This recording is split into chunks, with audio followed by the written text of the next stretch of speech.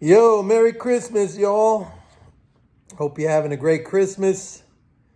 Wherever you are, I hope you're healthy. No virus incidents. But yeah, it's spreading like crazy. But anyway, let's try to have a nice day with our families, friends, loved ones, whatever. Thanks everybody for subscribing to this channel and following my videos. I really appreciate it.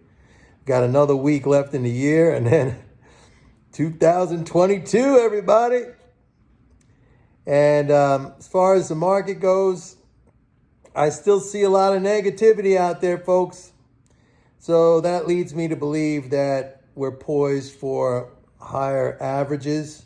The fiscal flows are positive. I mean, they're supportive for the economy. I don't see any problem. I mean, we might see growth slow down a little bit in the 2 to 3% GDP range, but historically, that's been fine for the stock market.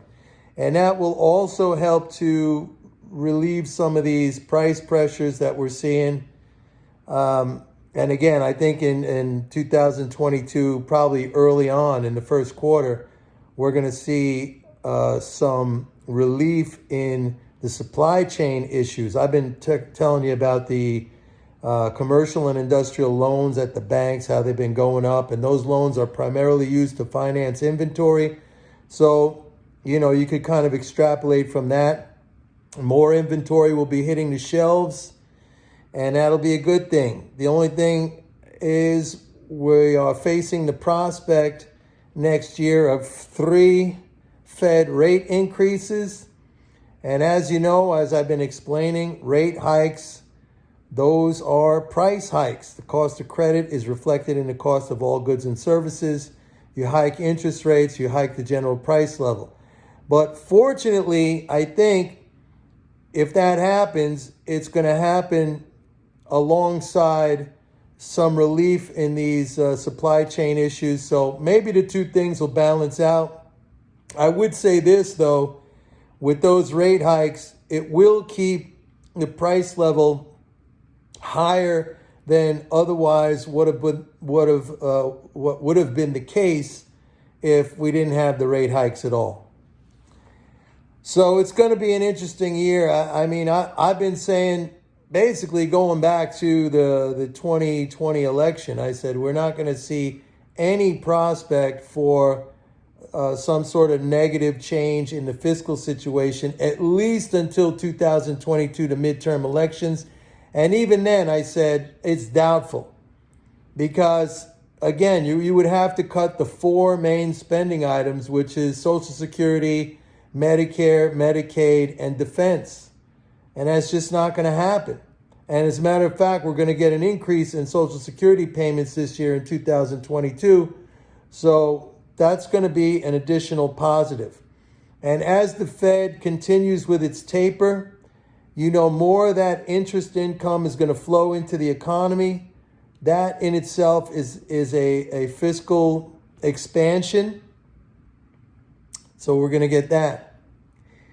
But I like it that everybody's negative and everybody's pessimistic. And the other thing that I've been mentioning recently is, and I may have to rethink this, but the Fed rate hikes in 2022, if those were happening kind of like in a vacuum, in other words, without the simultaneous, increase in inventories and prices coming down a little bit, if it was the rate hikes, that's a bullish environment for gold and metals. And I still think, though, gold's going to have a good year in 2022, gold and silver and other metals. And if they do another 3 rate hikes in 2023, we could have 2 good years. But I like it because nobody sees it that way. The mainstream view is that, oh, my God, rate hikes, that's it for gold, it's over. In fact, I just saw an article that I was glancing over on one of these blogs or whatever saying, that's it for gold because... It was funny because the article was the headline was like, oh, well, inflation bulls I mean, inflation's here, so that's it for gold bulls. And I'm like, what? I thought gold was supposed to be an inflation hedge, with this saying like, no, because the Fed is going to react by raising interest rates.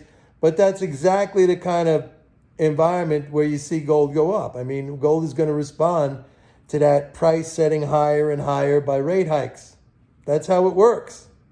I mean, that's how it works. I know that the understanding is the other way, or the belief is the other way, but that's just wrong. That's wrong, and we'll see that play out.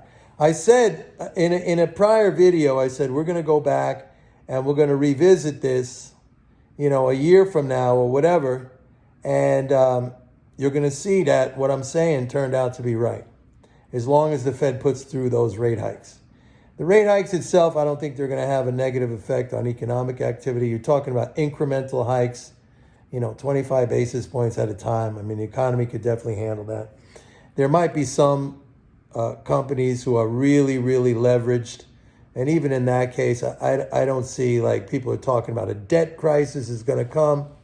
I mean, I just don't see that happening. I mean, if they keep on raising and raising and raising, yeah, you're going to get an inflation spiral.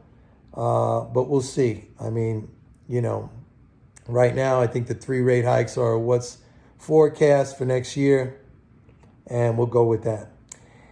Anyway, folks, I hope you're enjoying a great Christmas wherever you are. I'm here in New York City, where we actually have a lot of Omicron virus outbreaks. My son works at a place. I think something like 80% of the staff is now positive, and I'm negative so far. I think I'm going to take the test tomorrow and see what's going on. Those who have gotten it, and my other son tested positive, I mean, they're asymptomatic. He's asymptomatic, no symptoms. So that seems to be the case with this Omicron. That's a good thing. Very low level of hospitalizations associated with this variant. So let's hope that continues. All right, everybody, that's it. Merry Christmas, happy holidays, and enjoy the rest of the day, and I'll see you tomorrow. Bye-bye.